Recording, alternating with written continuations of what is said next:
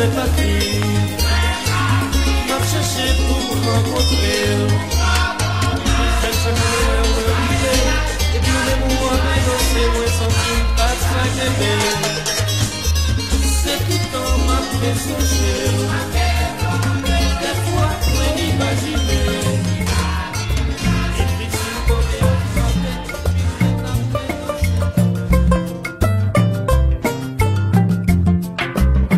Haïti chérie, bi bon pays passé ou nan point.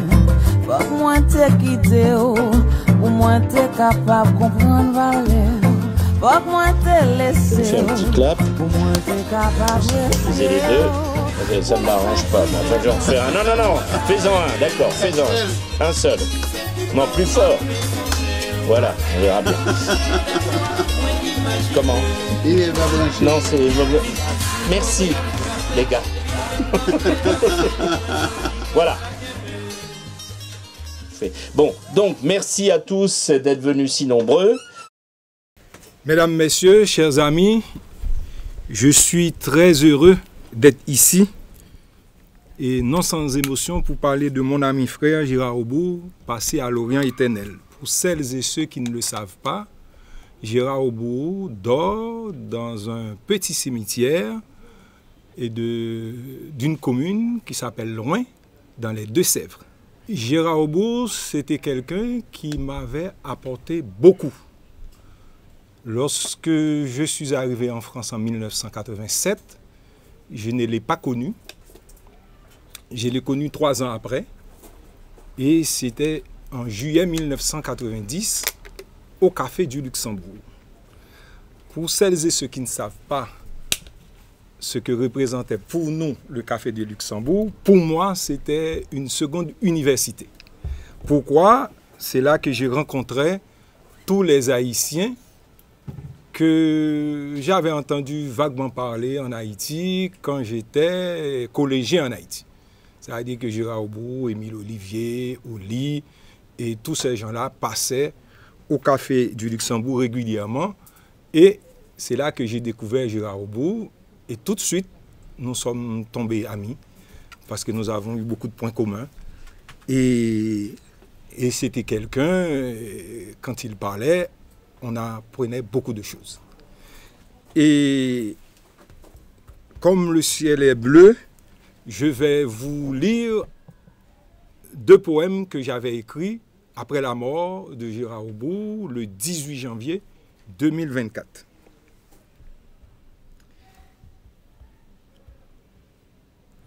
Mon ami, mon frère, tu t'es envolé après l'aurore jeudi 18 janvier 2024. Haïti pleure, son cœur saigne encore. Parti dans l'ombre sans voir l'aube surgir. Ta présence manque un vide à nourrir. Sur cette terre meurtrie où la douleur persiste, tu as quitté ce monde, laissant derrière toi une triste piste. Les montagnes d'Haïti murmurent ton nom. Le vent transporte ta mémoire, douce mélodie, d'un adieu sans renom. Les rayons du soleil n'ont pas touché ton visage. Les oiseaux chantent, mais leur mélodie est un hommage. Mon ami, mon frère, ton départ laisse un gouffre, une absence profonde, une douleur qui étouffe. Les rêves que tu portais, les espoirs que tu sémais, s'éteignent dans le noir comme des étoiles égarées. Haïti, berceau de douleur et de résilience, salue celui qui fut dans la vie une étoile en errance. Au-delà des montagnes, là où l'aube persiste, peut-être que tu trouveras la paix, l'éternel artiste. Mon ami, mon frère, repose en douce quiétude. Haïti, garde ton souvenir, un éclat d'amitié, une lueur d'étude. Le militant de la pleine lune s'en est allé. Et nous sommes d'autant plus chagrins, désemparés. La veille encore, nous pensions avoir quelques jours, mais le temps nous échappe. C'est là tout le mystère du grand départ. Nous ne sommes pas comptables de ces instants. Ils glissent entre nos doigts, impalpables, émouvants. Le militant de la pleine lune, une étoile s'est éteinte. Son absence laisse un vide, une tristesse qui atteint. Les jours passent implacables dans leur course, mais le mystère du grand départ reste une force. Dans la fragilité du temps, une leçon, apprécier chaque moment, chaque émotion. Que le militant de la pleine lune repose en paix. Son héritage de lutte, d'idéaux, jamais ne s'efface. Et nous, dans le mystère du temps qui s'en va, apprenons à chérir l'instant comme un trésor. Mesdames, Messieurs, le dernier livre de Gérard Aubourg, Enfin, André Breton 20 ans en Haïti, et la liberté semi-debout, le surréalisme face au fascisme. Celui qui a travaillé pendant 21 ans dans les missions diplomatiques de la République d'Haïti à Paris est triplement concerné par ce livre. D'abord, ce livre, c'est un livre d'abord des relations diplomatiques entre deux pays, la France et Haïti, mais avec des priorités. Et cette priorité est commune à tous les pays, qui est la poésie. Et je tiens à vous rappeler, dans ce livre, il y a au moins une trentaine d'extraits de poésie, d'Éluard, d'Haïtiens, de toutes sortes. Et en particulier, il y a un extrait d'un poème d'Émile Olivier qui est très, très émouvant. Et alors, ce livre n'a pas de chapitre proprement dit. Et il est fait de rubriques. Et chaque rubrique est un morceau d'histoire. Soit de la poésie haïtienne, soit des militants haïtiens qui ont été emprisonnés et qui ont trouvé la mort à Fort-Dimanche. Et sur ce point, vous avez des portraits comme Gérard savait le faire. Un portrait d'un poète comme Amand Adolphe, qui a été assassiné à Fort-Dimanche. Il y a un petit portrait d'un grand poète haïtien qui était aussi un diplomate, qui s'appelle Vieux. Et tout ceci fait que ce livre, c'est un livre de culture générale, où l'on apprend beaucoup de choses. Et sans oublier, ceux qui n'ont jamais lu André Breton, eh bien, peuvent savoir beaucoup de choses sur André Breton, et en particulier sur ses poèmes et sur ce mouvement qui a complètement changé la face de la poésie, le surréalisme. Alors, comme Gérard aimait le dire, le surréalisme avait d'emblée des succursales en Haïti. Par exemple, quand vous prenez quelqu'un comme Magloire Saint-Aude était surréaliste avant l'heure. Et d'une certaine manière. Et il y avait même un groupe de poètes haïtiens qui s'appelle, le nom est très difficile à prononcer, Oguénikon, qui était une espèce de relais de ce que le surréalisme produisait en France. Et dans ce livre de Gérard, le livre est inédit pour plusieurs raisons. À ma connaissance, c'est la première fois qu'il y a un livre non seulement qui parle d'André Breton et qui parle d'Haïti en même temps, qui parle des poètes haïtiens, mais c'est pour la première fois qu'on a un témoignage de quelqu'un qui a vécu ça de l'intérieur. Je confirme en tant que libraire. Oui. Mais je dirais même que ça va au-delà, c'est-à-dire que, à ma connaissance, il y a très très peu de gens qui savaient même qu'André Breton s'était rendu à Haïti.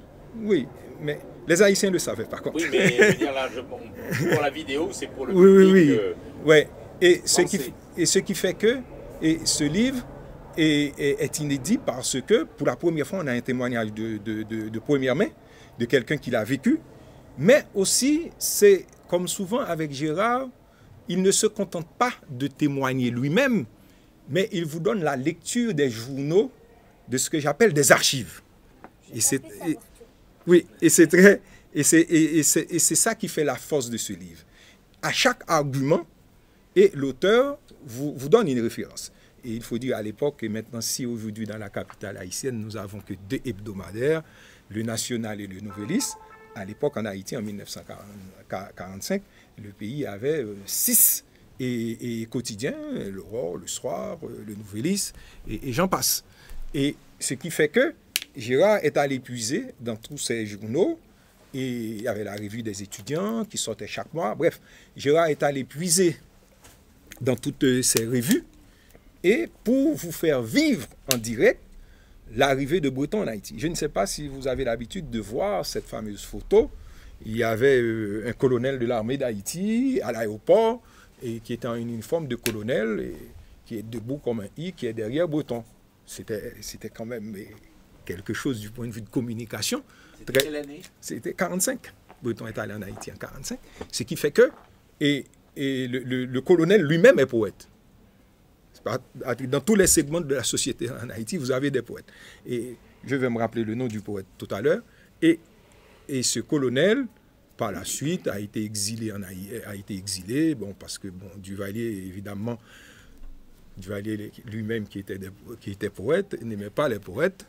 Et je me souviens que la première fois que je faisais des recherches et que j'ai découvert que Duvalier était poète, parce qu'il n'écrivait pas sous le nom de François Duvalier, et sur un pseudonyme qui s'appelle Abdel Akrim, qui fait que c'est très difficile de savoir, d'avoir des poèmes de Duvalier. Mais dans l'anthologie des poètes et diplomates haïtiens que j'ai publié, j'ai pu trouver les poèmes de François Duvalier, et qui dans ces poèmes, si on avait lu ces poèmes, peut-être qu'on n'allait pas...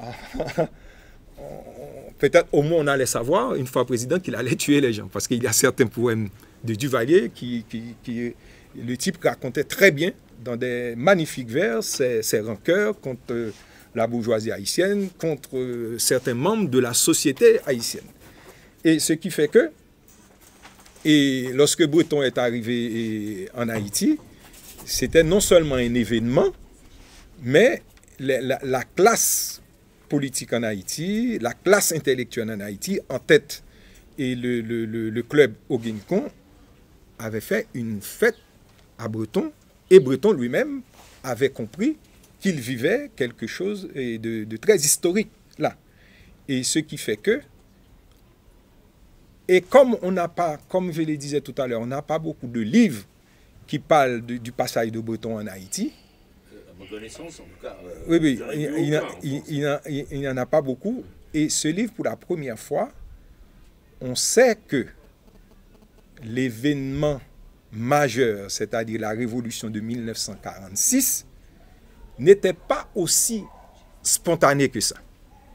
Et moi, je n'ai jamais cru qu'elle était spontanée, parce que je suis dans une discipline historique qui pense que, quel que soit l'événement qui arrive dans les faits sociologiques, il y a des mains qui... Voilà, il y a des mains qui préparent cet événement. Et là-dessus, Gérard l'a bien expliqué, et que les poètes de la ruche avaient bien compris qu'il fallait profiter de l'arrivée de Breton en Haïti, non seulement pour faire une grandiose fête de la poésie, mais aussi chasser ce dictateur qui était Lescaut. Et ce qui fut fait. Ça, c'est la première chose, et c'est la première révélation de ce livre. Et la seconde révélation de ce livre, c'est le fait que Gérard Aubourg a su faire le portrait des deux jeunesses qui avaient des points communs. La jeunesse française, qui se battait contre le fascisme. Là, je ne vais pas entrer dans le détail. Vous avez quasiment des poèmes écrits par certains poètes français de cette époque qui correspondent tout à fait aux préoccupations des poètes haïtiens. Et là, c'est la deuxième, et ce sont ces deux traits-là qui sont très importants dans ce livre. D'arriver à tenir en haleine deux jeunesses qui ne se connaissaient pas, mais qui avaient exactement les mêmes préoccupations. Lutter contre les fascistes. Fascistes en Haïti, fascistes en France. Et Gérard ne s'est pas contenté de l'expliquer par la poésie, mais aussi par la militance. Il n'a pas cessé dans ce livre d'alterner les arguments, mais aussi d'établir des portraits des hommes qui étaient devant la scène de l'histoire. Et c'est lorsqu'il a comparé l'arrestation des jeunes Français et celui d'Amaldorf. Comment le régime de Duvalier a mis Amaldorf en prison, qu'il a été torturé, et il y a cette entrevue, ce dialogue entre celui qu'on était en train de torturer, c'est-à-dire Amaldorf, et le capitaine de l'armée d'Haïti, avec ses étoiles, qui lui disent que nous considérons les communistes comme des chiens. Ça a dit que l'affaire est réglée. Le type est en prison, il est communiste, et le colonel qui est en train de le torturer lui dit que nous autres, officiers de l'armée d'Haïti, nous considérons les communistes haïtiens comme des chiens. Moi, j'avais vécu à peu près la même chose en 1985, lorsque la jeunesse est dans les rues pour chasser Jean-Claude Duvalier. La plupart de mes camarades ont été arrêtés, nous avons entendu ça. À la prison de Saint-Marc, le colonel Hens Ravix disait exactement la même chose. Pour nous autres, les militants communistes sont des chiens.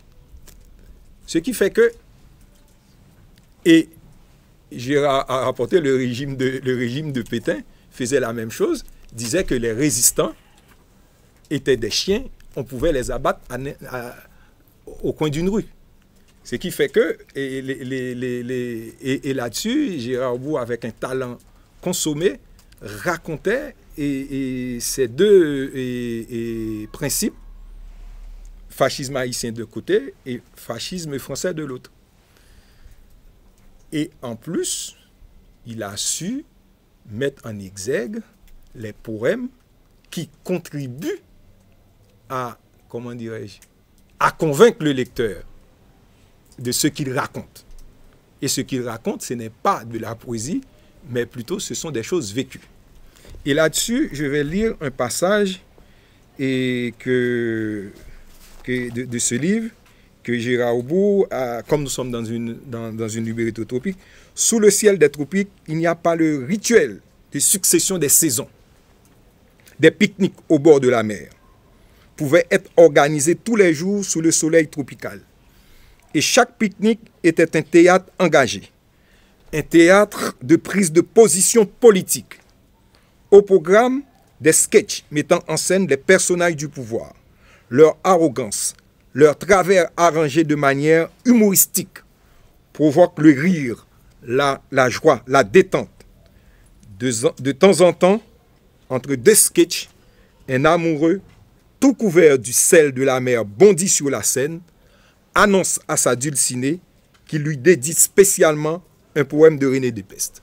Alors tout au long du livre, c'est ça. C'est-à-dire que Gérard vous met les faits politiques, il vous met les faits poétiques et il vous met les faits tristes. C'est-à-dire que des deux côtés, des gens qui rentrent en prison et qui ne sortent pas. Alors,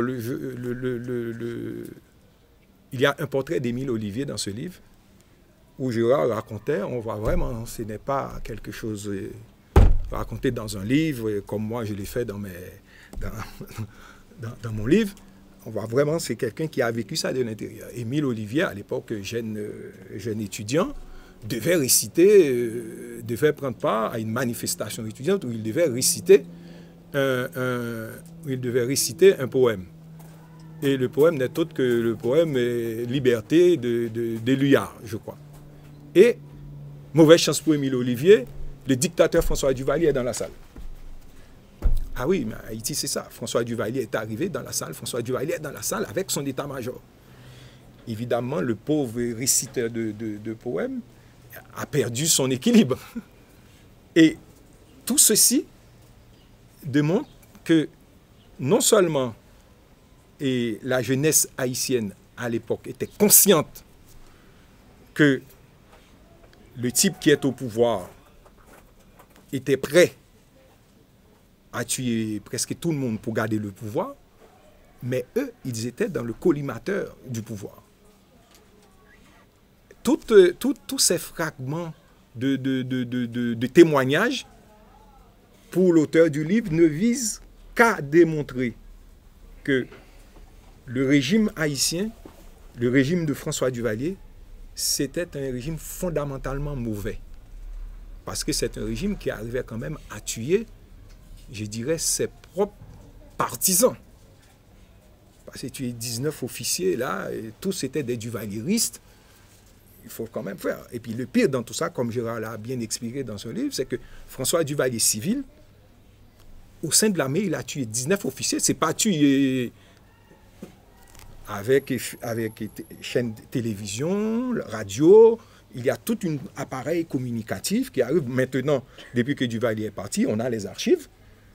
Et François Duvalier et des officiers de l'armée en civil, et les types étaient habillés en militaire. Et il y a un type qui cite les noms, et François Duvalier répond absent au soleil. Quand on a vu ça, nous, quand on était étudiants en Haïti, on savait qu'on a tué 19 officiers. Mais on n'en a jamais vu les images. Après le départ de Jean-Claude Duvalier, on a eu les images. Et là, ça change tout. Ça change tout. Les types étaient garrottés, menottés, et puis, chaque fois on cite un nom, on entend une voix, feu, et le type tombe par terre. Dans le livre de Gérard, c'est expliqué avec beaucoup de métaphores, mais moi, si ça vous intéresse, vous pouvez aller maintenant sur les réseaux sociaux. C'est sur les réseaux sociaux. Et ce qui fait que, tout au long de ce livre, on a le plaisir de découvrir les poèmes de Léa, les poèmes d'Haïtiens comme Gérard Confort. Mais en même temps, de temps en temps, l'auteur vous donne en Haïti, il n'y a pas que de la poésie. Il y a aussi la mort au bout. Voilà. Théodate est professeur à la Sorbonne et au lendemain du séisme de 2010, notre ami a décidé de ne pas assister en spectateur vindicatif depuis Paris à ce qui se passe dans son pays. Il est rentré en Haïti et là-dessus, il a écrit 2 livres, je crois. Le deuxième, c'est Fatra Port-au-Prince. C'est un livre qui a beaucoup de poésie et sur lequel j'ai écrit un compte-rendu de lecture. Et le premier aussi. Et c'est un homme engagé, d'autant plus engagé. Il milite pour la reconnaissance de la religion nationale qui est le vaudou. N'est-ce pas? J'ai dit une bêtise ou pas? Non? Militer, c'est beaucoup dire. C'est beaucoup dire. Mais en tout cas, il prend position. Il considère que le vaudou doit être à sa place en Haïti. J'ai pas dit de bêtises? Je pense qu'il l'est déjà. Qu'il l'est déjà. En tout cas, il prend position pour le vaudou. Et c'est une figure de la communauté haïtienne. Il était professeur, il a dirigé même une université en Haïti, qui était sur la frontière du pays. Campus Henri-Christophe. Campus Henri-Christophe. Et comme Leslie Maniga, comme je l'avais dit dans un article, comme Leslie Maniga, il subjugue son éditoire en Haïti, ses étudiants. D'ailleurs, comme souvent dans la tradition haïtienne, quand vous êtes un bon professeur en Haïti, automatiquement, vos étudiants ou vos élèves vous donnent un surnom. Lui, on appelle le prof. Ça veut dire tout ce que ça veut dire. Et deuxième chose, c'est que quand il donne des cours en Haïti, les gens ont intérêt, les étudiants ont intérêt à venir tôt pour trouver une place. Et là encore, c'était la deuxième chose en Haïti. Quand vous êtes un bon professeur en Haïti, quel que soit le collège ou le lycée où vous étiez, eh bien, il y avait plein d'élèves qui laissent leur collège pour aller dans un autre. Voilà. Merci beaucoup, Maguet, de cette présentation très, très élogieuse, avec quand même quelques exagérations. Ah, dis-moi. Je ne pense pas pouvoir me comparer à Leslie Maniga. Vous n'entendez pas? Ah, il faut que je parle plus fort. Mais là, vous entendrez sur la vidéo, il n'y a pas de haut-parleur. D'accord. Mais la vidéo, vous pourrez réécouter tout ça. Enfin, je pense quand même l'intérêt, c'est d'être là en live et de pouvoir écouter.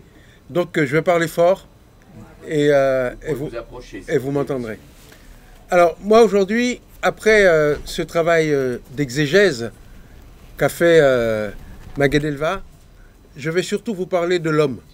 Je vais vous parler de l'écrivain, du militant, de l'ami. Et je me réjouis que ses enfants, enfin sa fille, ses petits-enfants soient là, et sa famille, pour pouvoir en parler. Et bien sûr, Marie-Claude, son épouse, pour parler de Gérard autrement. Bien sûr, Maga a fait un travail extrêmement savant, un travail d'érudition, qui remet l'œuvre de Gérard Raubourg dans son contexte. Moi, je vais mettre l'homme dans l'œuvre. Pour vous dire que j'ai eu le privilège de rencontrer Gérard lorsque j'étais encore jeune. J'avais 17 ans et je rencontrais Gérard avec Marie-Claude qui était à Montréal. Ils n'étaient pas mariés à l'époque, c'était donc une relation amoureuse. Et ils étaient accompagnés de mon frère et je les ai rencontrés chez Émile Olivier, qui était vraiment le grand témoin de cette époque et qui m'a tout de suite séduit aussi par ses écrits, notamment Le paysage de l'aveugle qui m'a beaucoup marqué. Et puis je suis venu à Paris faire mes études et j'ai tout de suite cherché à retrouver Gérard, à retrouver cette première impression que j'avais eue chez lui, une impression mitigée, à la fois de la bienveillance, mais en même temps une certaine, une certaine rudesse.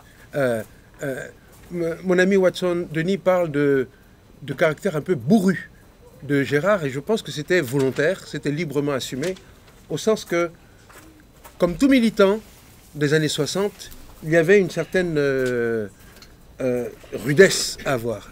Moi, souvent, je comparais Gérard à un silex. Quand il parle, il y a cette voix rocailleuse. On a l'impression que c'est des grains de silex qui se entrechoquent parce que justement, il était sans concession. Quand il avait quelque chose à dire, il le disait de façon directe et parfois sans ménagement.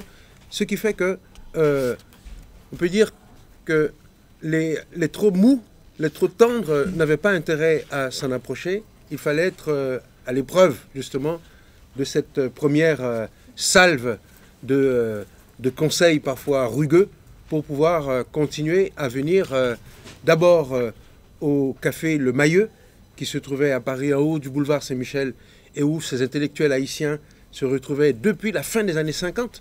C'est vous dire donc que nous parlons d'un héritage extrêmement enraciné. Et dans les années 70-80, Le Mailleux ayant été transformé en un fast-food, le groupe s'est transporté du côté du côté du Jardin du Luxembourg, dans le Café Luxembourg, dont Maguet a dit que c'était une deuxième université, pour lui, pour moi aussi, et pour tant d'autres qui, soit avions eu la chance d'y aller et rêvions de pouvoir continuer à y aller, nous étions à quelques encablures de la Sorbonne et du Panthéon, soit qui y étaient encore et qui avaient l'occasion, à travers le café, de faire de l'université d'une autre façon. Ce qui est important de dire, c'est qu'à ce café venaient essentiellement des hommes. On a essayé de faire une petite recension l'autre jour avec Marie-Claude. On a vu que certaines femmes pouvaient éventuellement passer. Je pense notamment à Françoise Clan. On a vu parfois passer Célia aussi, mais le plus souvent, c'était une affaire d'hommes. Non pas par misogynie ou par machisme, mais parce que ces gens avaient forgé leur intimité dans une sorte de clandestinité de la lutte où c'était une affaire d'hommes dans les années 60, dans les années 70. Et je pense aussi que si les femmes n'étaient pas présentes au Café du Luxembourg, elles étaient là en toile de fond. On sentait leur présence par une certaine rigueur dans la gestion, je dirais, de leur mari qui devait rentrer à certaines heures. C'est-à-dire le café, c'était de 5 à 7. à 7h15, si on traînait encore, on voyait les téléphones qui sonnaient dans tous les sens, parce que notre université est en quelque sorte encadrée. Il y avait aussi, au-delà de l'université, je dirais, de la didactique du café, les rencontres que nous faisions cette fois-ci dans un cadre un petit peu plus privé, en plus petit comité, avec les plus âgés d'abord, les plus vieux, je dirais, les plus aguerris. Je pense à Elliot Roy, je pense à Daniel Talleyrand, je pense à Thierry, qui nous a quittés, malheureusement, je pense à Elliot Roy, je pense à Max Attis et à Itzer Charles. Donc vous voyez que dans ces évocations, il y a à la fois des vivants et des morts. Et ce qu'il était important de remarquer, c'était qu'il y avait dans ces échanges le sentiment que nous étions dans une sorte de vestiaire, en attendant de monter sur le vrai terrain. Le vrai terrain où se déroulait le vrai combat, c'est-à-dire Haïti. Et j'ai envie de dire que Gérard fait partie de cette génération d'Haïtiens, d'exilés, d'intellectuels, de militants qui avons passé toute notre vie dans notre vestiaire, en fait, à nous échauffer, à attendre le moment de monter au créneau.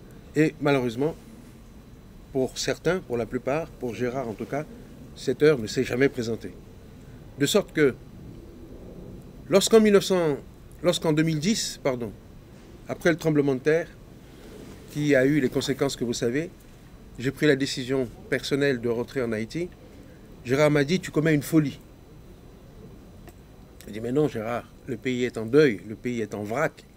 C'est le moment pour des gens comme vous et moi d'y aller. Il m'a dit, vas-y, mais sache que je te désapprouve. Parce que tu verras, même ça, on va le rater. Parce que bien sûr, pour justifier mon départ, je lui disais, le pays est en vrac et nous sommes tombés tellement bas, nous sommes tellement en miettes, qu'à ce stade, nous ne pouvons que recoller les morceaux et nous ne pouvons que rebondir. Il m'a dit, tu vas voir que ça aussi, on va le rater. Le fait est que 14 ans plus tard, on l'a raté. Et lorsqu'en 2019, je suis rentré à Paris et que je suis allé le voir pour lui dire « Gérard, me voici », il m'a donné la collade en me disant « Je t'attendais ».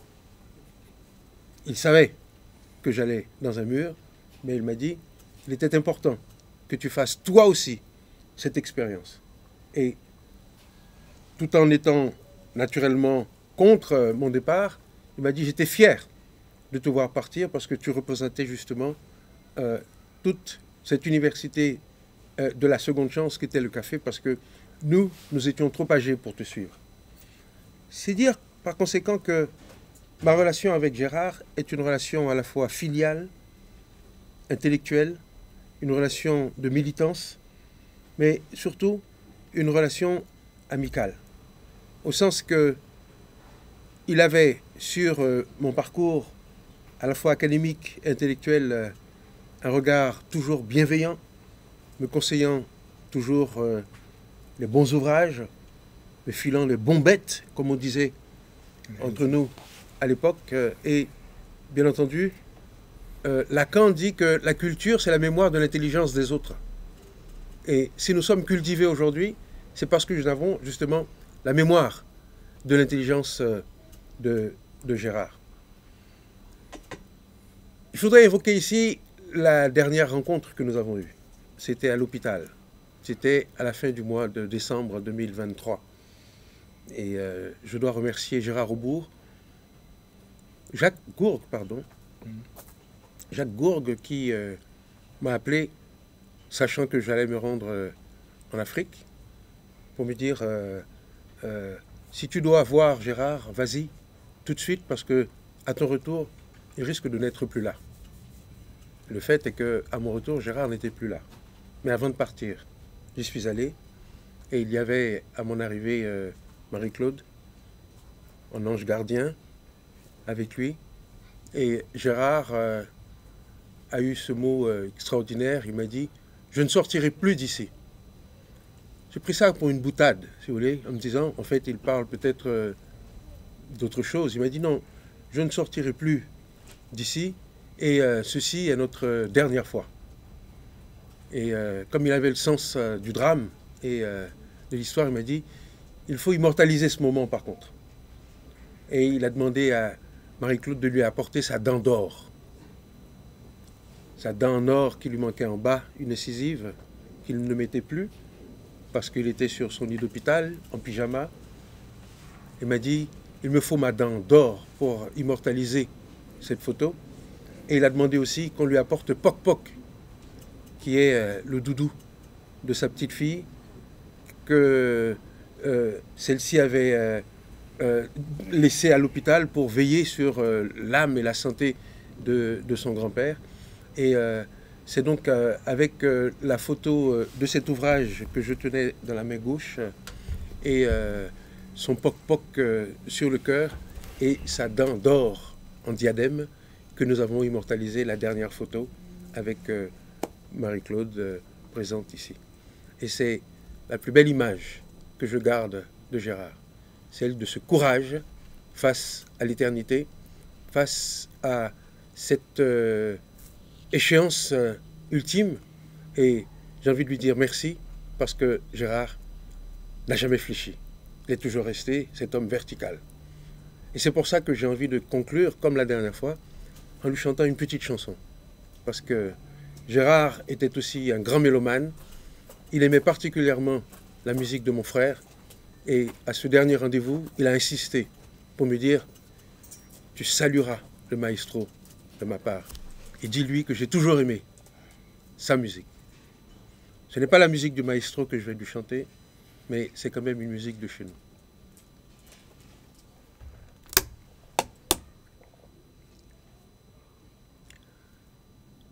Jour a passé, Haïti a fait bac. Jardin séché, Timoun a pe mouri grand goût. Gain l'injustice, gros a pe valé piti. Pays a se pays nous lié, c'est nous qui pour dire en mot dans ça. Fait couper fait. Ça, c'est pas tripotaille lié.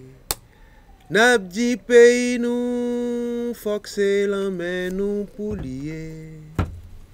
C'est pas voisin, qu'a va ranger ça pour nous. Pays à ces pays nous liés. C'est nous qui pour dire on mot ça. Fait couper fait. Ça, c'est pas tripotaille lié. N'ab dit pays nous, faut que c'est l'emmène nous pour lier. C'est pas voisin, qu'a va ranger ça pour nous. Pays à ces pays nous liés. C'est nous qui pour dire on mot ça. Nous pas marcher tête en bas encore. Nous pas honte lever genoux. Merci beaucoup. Et je vais rebondir là-dessus pour un témoignage au Café du Luxembourg. Je ne connaissais pas Calvin, qui est mort. Et puis un jour, un samedi, on était au café. Comme d'habitude, j'arrive toujours en avance. Et j'ai vu un monsieur qui était Calvin. Et puis il y a Gérard Bourg qui arrive, il y a Docteur Talleyrand qui arrive. Et Gérard Bourg, ce jour-là, curieusement, il ne parlait pas. Et il commençait à chanter une chanson. Zopope yo kase, Zopope yo kase, Timoun yo kote yo, Bawe yo tombe dans des bandades. Et Calvin commençait aussi à chanter. Et là, Calvin commençait à pleurer. Et c'est après que j'ai découvert toute l'histoire de cette chanson. C'est une chanson que les militants communistes haïtiens, parce qu'il y avait 4 ou 5 partis communistes haïtiens d'obédience différente et qui se sont réunis et qui font un seul parti, le PUTCHI. Et c'est cette chanson-là que les communistes haïtiens, chaque fois qu'on arrête un militant, on sait qu'il ne va pas sortir, et on chante cette chanson. Zopope yo kase. Parce que c'était rare, lorsqu'on était communiste en Haïti, on était arrêté et qu'on ressorte. Et je me souviens, bon, j'avais posé la question à Émile Olivier une fois, mais j'ai dit, Émile, moi, je n'ai jamais rien compris à ton histoire. Moi qui connais très bien le duvalierisme de l'intérieur, parce que j'ai beaucoup de gens de ma famille duvalieristes, des militaires que je connais, que je côtoyais chez moi. Je dis, mais je ne comprends pas que tu puisses sortir. Tu étais communiste, tu étais fiché communiste sous Duvalier, tu es en prison, tu as été torturé, et puis tu es sorti. Comment ça? Est-ce que c'est un miracle? Et il m'a répondu, il m'a dit, mais toi, tu es curieux. Il m'a dit, ce sont les lois qui m'ont mis dehors. Alors, bien entendu, c'est une réponse pour dire. Et il y a eu beaucoup d'exemples comme ça. Des gens, on se demandait comment ils ont pu sortir de l'enfer de Fort-Dimanche. Et Émile Olivier est l'un de ces survivants. Calvin aussi a été arrêté, Serge Calvin aussi a été arrêté, torturé. Et dans ce livre-là, Gérard en a parlé. Pays de l'innocence, pays où les tortures commencèrent à minuit et elles prirent fin vers 6 heures du matin. En ce temps-là, le docteur François Duvalier bordait Haïti d'un sueur sanglant.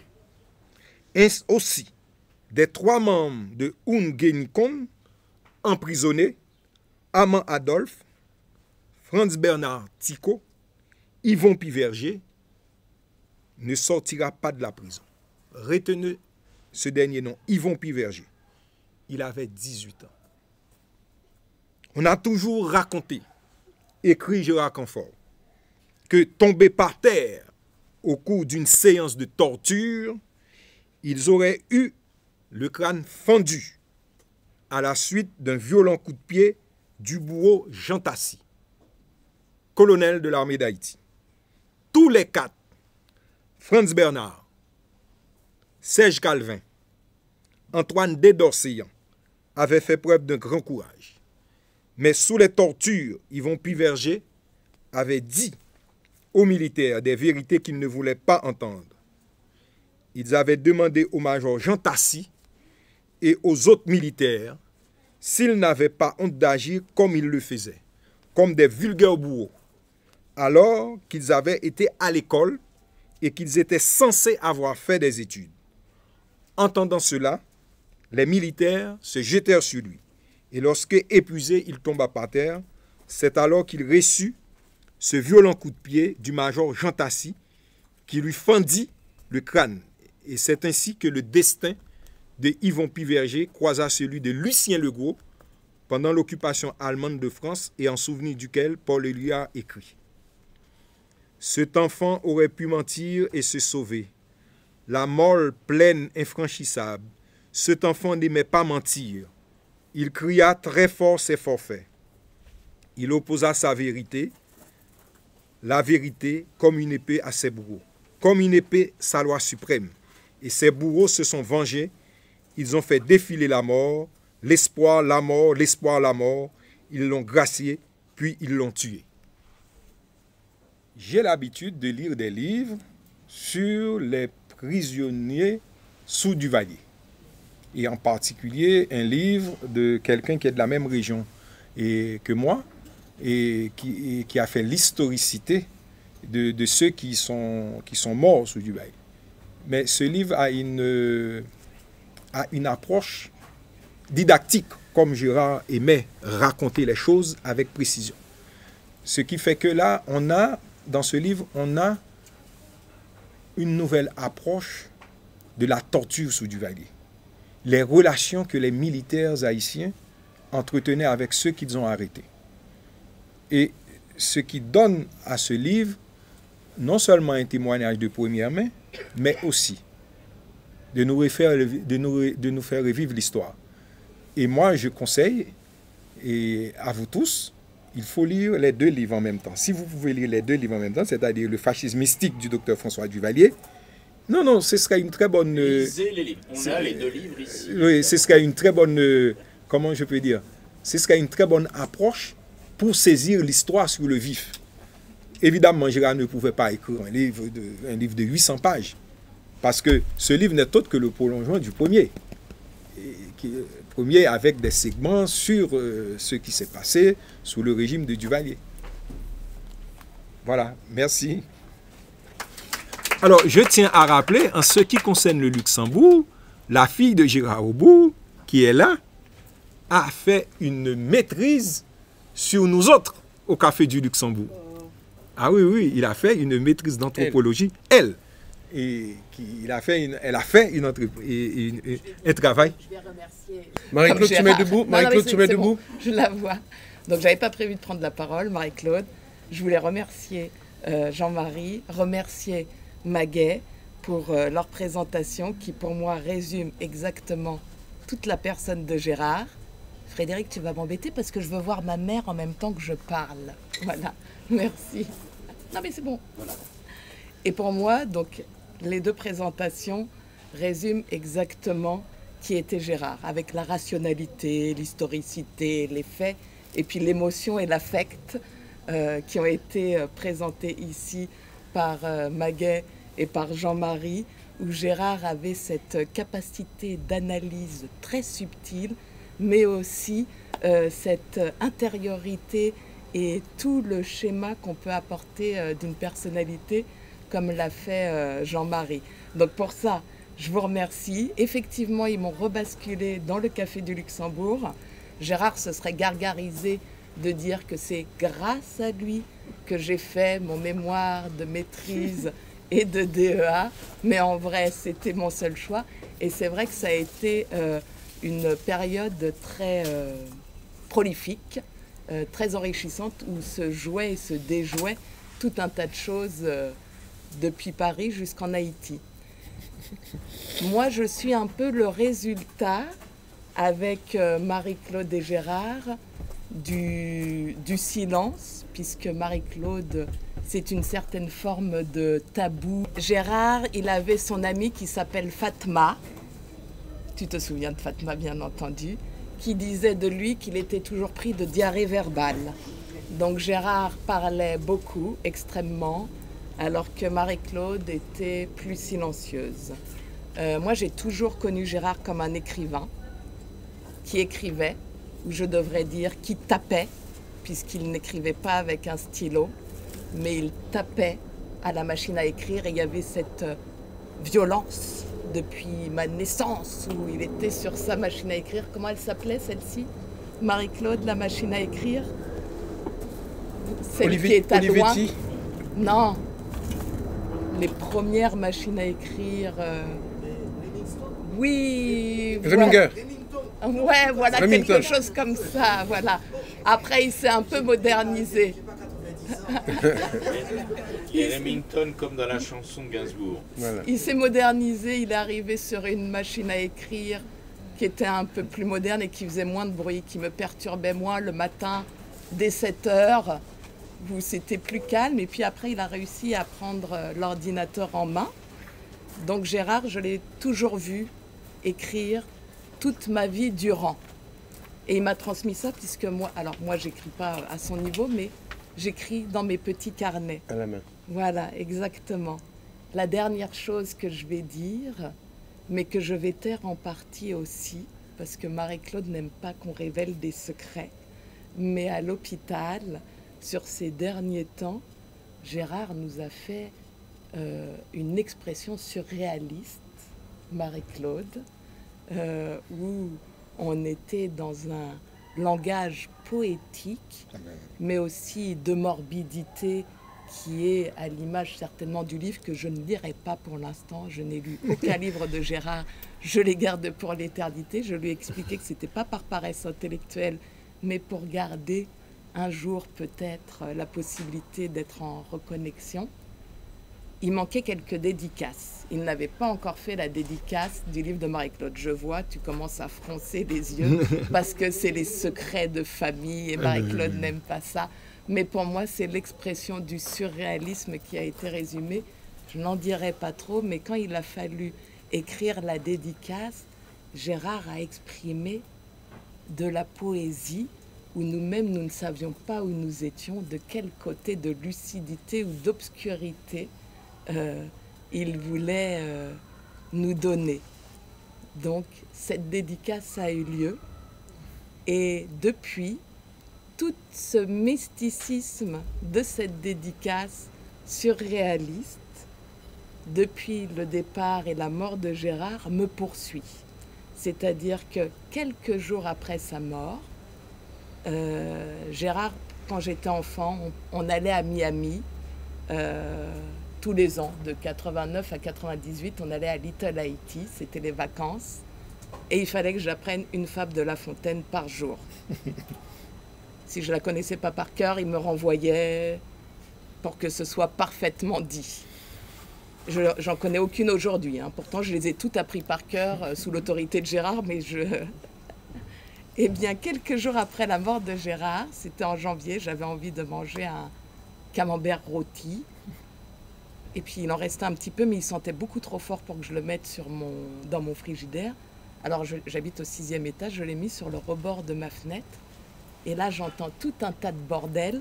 C'était un corbeau qui était venu jusqu'au 6e étage et qui était en train d'essayer de lever le carton du camembert pour le déguster. Et là, je me suis dit, tiens, Gérard est là, quelque part. Magnifique. Et il y a d'autres choses comme ça où, actuellement, là où je travaille, je dois passer par une rue qui s'appelle la rue des Bleuets. Et c'est là où Marie-Claude et Gérard m'ont donné naissance. Donc, c'est un nouveau travail et tous les jours, je passe dans cette rue. Et comme vous le savez, pour certains, j'ai enterré mon père le jour de ma naissance. Donc, à nouveau, il y a des choses qui, d'une manière mystique, surréaliste, je ne saurais comment le dire, me ramènent à mon père, où il y a ces petits signaux, ces petits éléments de vie et de continuité de l'esprit et de la présence de Gérard, et surtout les Haïtiens et tous les autres amis qui me permettent aujourd'hui d'avoir cet élan de vie grâce à vos témoignages rationnels, émotionnels par rapport à la personne de Gérard. Et pour ça, Jean-Marie, Maguet, merci à vous et merci aussi à vous d'être venus aujourd'hui pour écouter les présentations. Alors, une dernière anecdote sur Gérard Aubourg. J'ai épousé Nathalie Malsa en 1994. Et puis, mais il était question que je rentre définitivement en Haïti. Et puis, un matin, j'ai reçu un coup de fil de Gérard qui m'a convoqué. Et au Café du Luxembourg.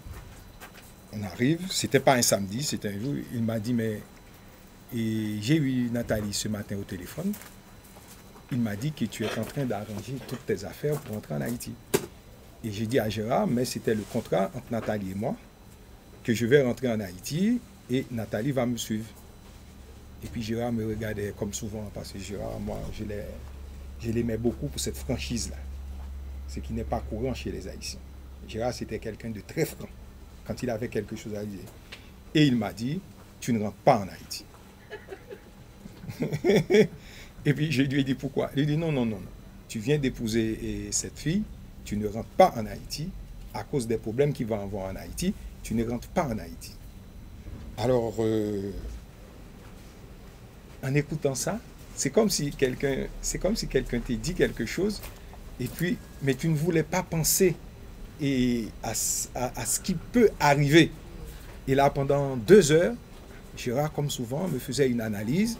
Il m'a dit non, ce n'est pas sérieux, tu ne devrais pas épouser cette fille, tu devrais rentrer en Haïti. Et puis après, maintenant, tu es engagé. Et puis en plus, j'ai vu tous tes beaux-parents étaient là, et vous allez installer en Haïti. Non, monsieur dit, monsieur...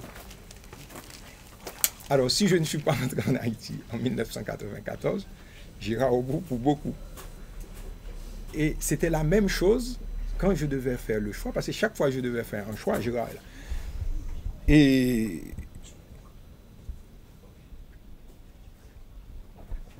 alors, j'ai dit à Gérard, ça me traumatise de prendre la nationalité française.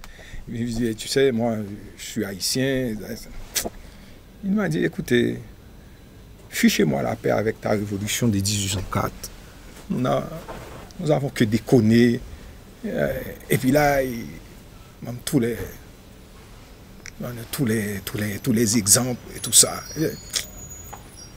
Bien écoutez, il dit, tu seras toujours haïtien. Voilà, c'est quelqu'un qui m'a beaucoup apporté. Il me manque. Merci. Bravo. Bon, alors, comme toujours chez nous, après l'effort, le réconfort, donc